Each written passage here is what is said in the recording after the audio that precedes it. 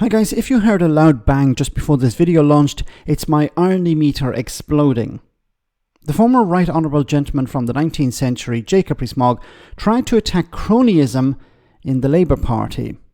Mogg framed this as Labour taking from pensioners and giving to the trade unions. But he went a step further. He claimed that Labour were punishing traditional Tory voters because an older generation generally votes Conservative. Jacob, albeit here, has been a tad dishonest. Have a listen. Welcome back to State of the Nation. This Labour government has revealed its true colours of cronyism. Since 2019, senior Labour politicians now in the Cabinet collectively received nearly £500,000 in campaign donations from the unions. Whereas £500,000, £500,000 in donations from trade unions. Just think about that for a moment, because the Conservatives received £10 million from a guy called Frank Hester. 5 million of that came after he had called for Diane Abbott to be shot. Now, what is Frank Hester getting in return for his donations to the Conservative Party? What did he receive? That'd be interesting, wouldn't it?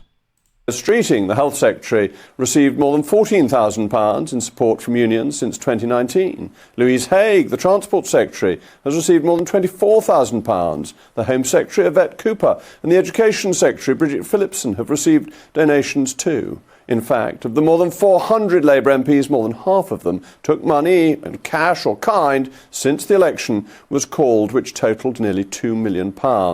Now, you may wonder, why does this matter? Political parties take donations from various institutions all the time, and it's surely better that they're funded by outsiders rather than by you, the taxpayer.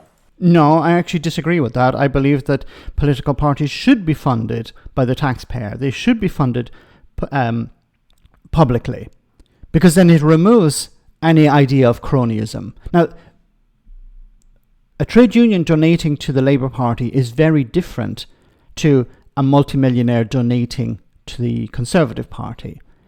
And I'll explain in a moment why that's the case. But since the Labour Party has got into office, what has it been up to since the 4th of July? Well, it's been taking money from Tory voters and giving it to Labour voters, especially in the public sector unions. It began with a heartless scrapping of the winter fuel allowance, something which was received by pensioners and who, of course, disproportionately vote Conservative. Here's a bit of a sting now. What he's trying to do, of course, is to suggest that, look, Conservatives have been thrown under a bus. Conservatives are generally, or pensioners are generally Conservative, so they're being punished by the Labour Party or the Labour government. Look, we can argue about the value of this cut to the winter payment, but this is unrelated to money for public services. What Jacob Rees-Mogg is not complaining about. Why are you cutting money to pensioners and increasing defence spending, for example? Or why are you cutting money for pensioners and increasing money in, fossil fuels, giving extra subsidies in fossil fuels, for example? Notice he doesn't say these things. He's saying, no, what you're doing is you're taking money from pensioners and you're giving it to trade unions. But what followed has been a series of inflation-busting pay rises for the unions in the public sector. No, it's not money to unions, it's money to workers.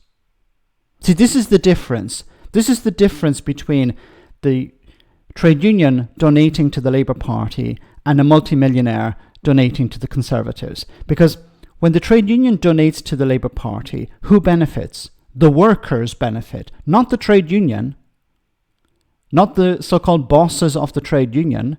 It's the workers. We've seen that. But when a multimillionaire or a business donate to the Conservative Party, they benefit directly, either by a government contract, a job in government, a position in government, or a tax cut or something like that. So the business or the multimillionaire benefits directly, but when the trade union donates to the Labour Party, the workers benefit, not the trade union. Teachers and nurses are set to receive a 5.5% pay rise, while prison service workers and senior NHS managers will see their pay increased by 5%. Train drivers have been given a whopping 14% pay rise over 3 years, and the largest by a country mile has been given to the junior doctors, 22%.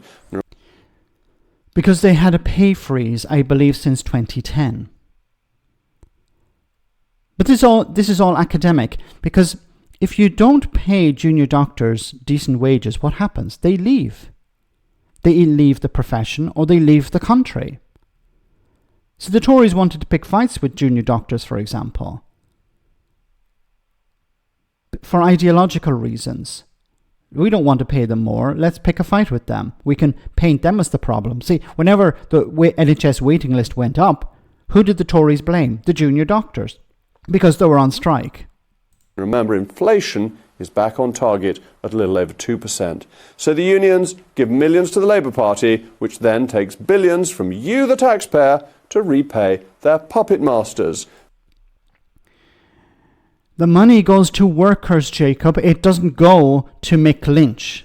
This is a cynical transaction, a quid pro quo, where the funds from unions are effectively repaid by you 1,000 times over.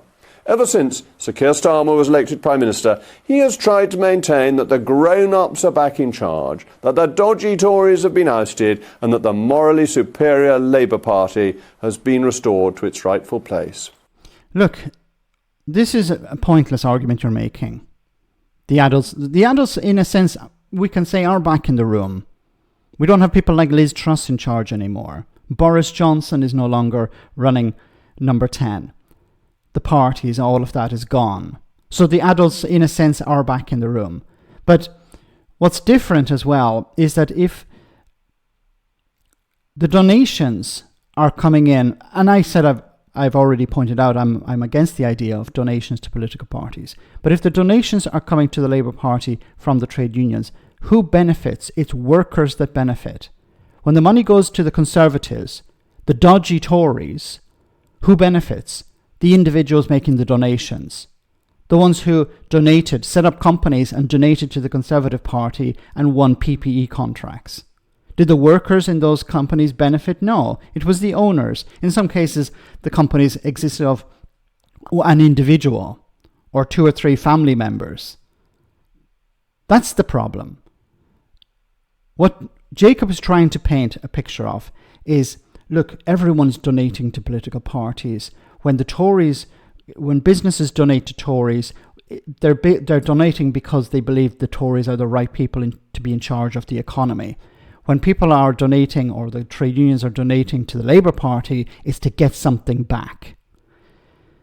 Let me know in the comment section, guys, what you think. As always, your comments are greatly appreciated. Thanks a lot.